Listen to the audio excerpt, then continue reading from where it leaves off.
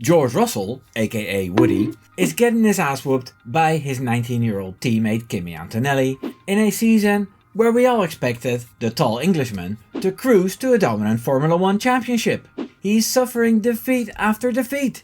This got the pundits talking, and since he said something last season which insulted the 7-time world champion Lewis Hamilton a little, some of these pundits still have a little beef with him and call him entitled.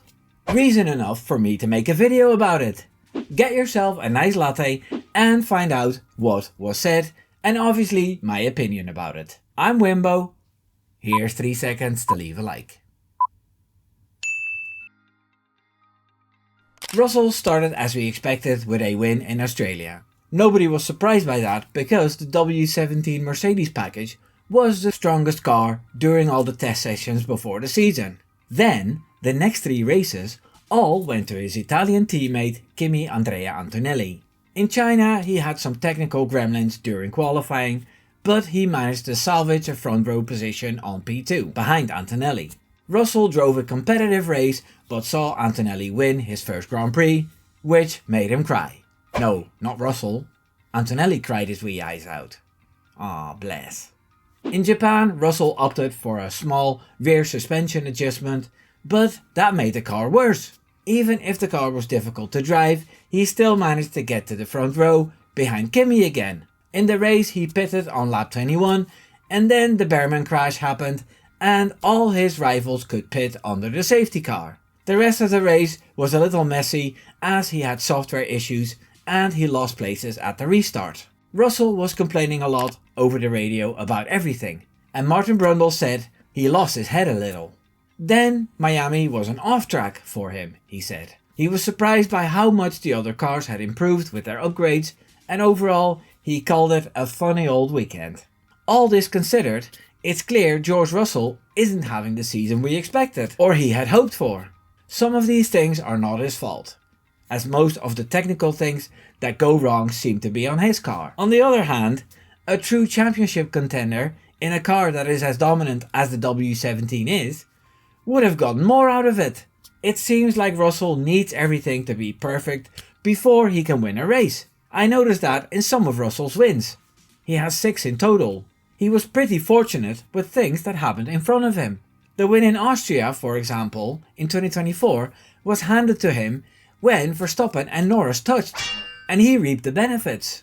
That's just one example, but do you think based on the wins George Russell has, he's entitled to win a championship?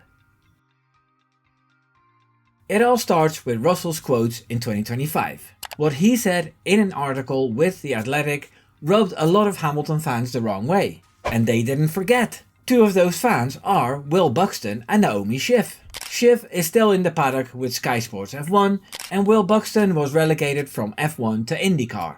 Well, I think he was relegated after he was a little bit too biased towards Lando Norris in 2024. He was pulling weird faces when Zak Brown was speaking about team orders. My conspiracy theory is that he was let go because of that. Or he didn't get a new contract due to this behavior. Let it be noted to the jury at home that this is my own personal theory. Anyway, Naomi Schiff, Will Buxton and a few other figures in the F1 space have a podcast called Up to Speed. In one of the latest episodes, Buxton and Schiff spoke about George Russell. Here's what they said. I saw a quote out of him today in which he sort of said, if I'd got to Formula 1 5 years earlier, I'd probably have a couple of championships by now. I don't like that level of entitlement. Of like, oh, if I'd been here 5 years earlier, I'd be a double world champion by now. Would you? Really? I don't think you would. And I fear a level of entitlement that he thinks this should naturally be his. Or that maybe Kimi's come in and has overtaken him in pure performance. Podcast co-host and ex-driver Naomi Schiff then weighed in. I think that's probably going to come back to bite him in the ass, isn't it? I mean, if you're going to say that, then start by beating your teammate right now. It's clear that both of them had a little bit of beef with what Russell said in that interview in 2025. They probably already hated seeing Hamilton get beaten, and then a comment like that rubbed them the wrong way. And now that Antonelli is scoring more points than Russell, it's time to get back at him.